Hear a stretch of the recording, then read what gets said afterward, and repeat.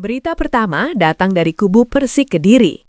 Pelatih Marcos Reyna memberikan pujian tinggi kepada Ezra Walian yang dinilai layak mendapatkan panggilan Timnas Indonesia berkat kontribusi konsisten di Super League musim ini. Pelatih Persik Marcos Reyna mengakui bahwa Ezra bukan hanya penting untuk Persik, tetapi juga secara keseluruhan kompetisi. Hal tersebut didasari dari kontribusi pemain berposisi sebagai winger itu. Ezra Walian memang pantas untuk dipanggil ke Timnas Indonesia, karena dia adalah salah satu pemain yang penting tidak hanya di tim Persik, tetapi juga di Liga saat ini. Dia mencetak banyak assist dan gol, kata Reyna. Lebih lanjut, Marcos Reyna mengungkapkan beberapa kelebihan Ezra Walian. Salah satunya adalah akurasi dalam melakukan eksekusi bola mati. Ada beberapa hal yang saya kagumi dari Ezra, seperti ketika eksekusi bola mati dan lain-lain. Saya yakin Ezra bisa membuktikannya ketika bermain untuk Timnas Indonesia, ucap Marcos Reyna. Sebagai informasi, Ezra sejauh ini telah tampil sebanyak 21 kali di Super League 2025-2026 bersama Persik. Dari 21 penampilan, Ezra sanggup menorehkan 6 gol dan 9 assist. Berita selanjutnya, penampilan impresif bek Timnas Indonesia Justin Hubner kembali mencuri perhatian publik sepak bola Eropa.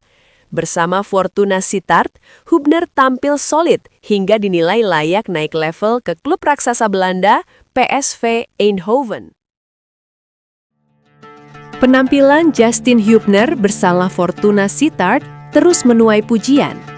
Teranyar, bek Timnas Indonesia tersebut dinilai memiliki potensi untuk bermain di klub yang lebih besar, PSV Eindhoven. Performa impresif Hubner tersebut mendapatkan atensi dari analis sepak bola Belanda, Ferdy Vierklauw. Mantan bek Ajax dan Feyenoord itu bahkan memasukkan nama Hubner ke dalam tim terbaik minggu ini versi The Telegraph. Vierklauw berpendapat bahwa Hubner memiliki kemampuan bertahan yang mumpuni. Ia bahkan menyebut mantan pemain Wolverhampton Wanderers dan Cerezo Osaka itu bisa menjadi tandem yang ideal bagi Jerdy Schouten, bek PSV. Justin Hubner dari Fortuna Sittard akan menjadi pasangan yang bagus dengan Schouten, tulis Vierklauw. Dalam analisisnya, Vierklauw menyoroti kinerja Hubner saat melawan NEC. Selain kemampuannya memanfaatkan bola-bola mati, pemain berusia 24 tahun itu juga dinilai rajin dalam menjaga pergerakan lawan.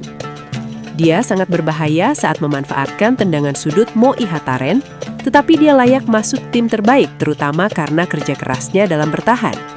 Lanjut Vierklauw. Dia selalu mengikuti pergerakan lawannya dengan sangat baik dan beberapa kali menghalangi jalannya serangan lawan. Tulisnya lagi. Harga tiket tembus Rp1 juta. FIFA Series 2026 yang menampilkan Timnas Indonesia justru memicu perdebatan besar. Apakah ini bentuk peningkatan kualitas atau tanda bahwa menonton Timnas kini hanya untuk kalangan tertentu? Kita bahas tuntas di berita ketiga. Tiket Timnas Indonesia di ajang FIFA Series 2026 resmi diumumkan. Dan satu hal langsung memicu amarah publik. Harganya melambung tinggi. Bayangkan, tiket termurah Rp150.000, yang termahal Rp1 juta. Pertanyaannya sederhana tapi menyakitkan. Ini pertandingan Timnas Indonesia atau konser eksklusif? Selama ini supporter selalu diminta setia.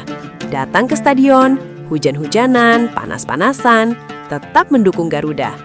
Namun sekarang, untuk sekadar masuk stadion, rakyat harus mengeluarkan uang setara kebutuhan hidup mingguan. Bagi pekerja dengan gaji UMR, Rp150.000 bukan angka kecil.